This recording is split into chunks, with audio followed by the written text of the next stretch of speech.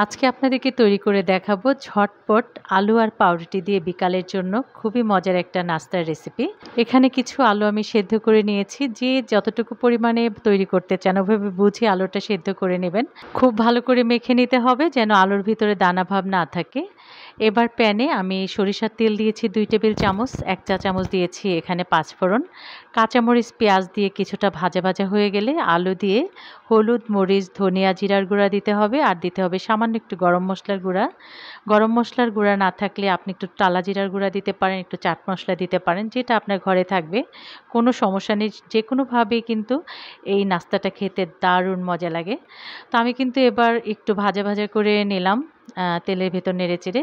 নামানোর আগে ধনিয়া পাতা দিয়ে ভালো করে নেড়েচেড়ে ঠান্ডা করে নিচ্ছি। ঠান্ডা হবার পরে কিন্তু আমি নাস্তাটা তৈরি করব। এবার একটা বাটিতে আমি নিয়ে নিয়েছি 1 কাপ বেসন, মরিচের গুঁড়া দিলাম সামান্য আর স্বাদমতো দিয়েছি লবণ। এবার পানি দিয়ে একটু পাতলা ধরনের একটা ব্যাটার তৈরি করে নিতে হবে। খুব বেশি কিন্তু ঘন করা যাবে না, এই যে এরকম করলেই কিন্তু হয়ে যাবে। খুব বেশি পাতলাও না আবার একদম ঘনও না।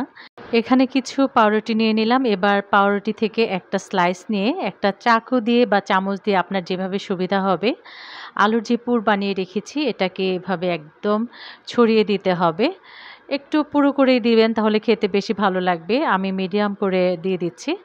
তারপর যখন একটা সাইড এভাবে একদম মেখে নেওয়া শেষ হবে তখন আরেকটা দিয়ে এভাবে চাপ দিয়ে একটা চাকু দিয়ে মাছ বরাবর স্যান্ডউইচের মতো কেটে নেবেন। আর এভাবেই আমি সবগুলি বানিয়ে নিব, তারপর ভাজতে চলে যাব।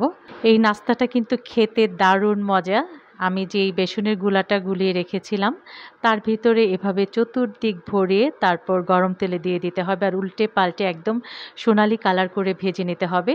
এটা কিন্তু কিছুক্ষণ উল্টে পাল্টে নেওয়ার পর একদম ফুলে যাবে, এত ক্রিস্পি হয়, উপর থেকে অনেক মুচমুচে থাকে আর ভেতরটা কিন্তু দারুণ মজার একটা আলুর পুরে ভরা থাকে। আশা করছি আজকের এই ঝটপট নাস্তার রেসিপি আপনাদের ভালো লেগেছে। আমার চ্যানেলটিকে সাবস্ক্রাইব করে আমার পাশে থাকবেন, লাইক কমেন্টস করবেন। আজ এই পর্যন্তই। আল্লাহ হাফিজ।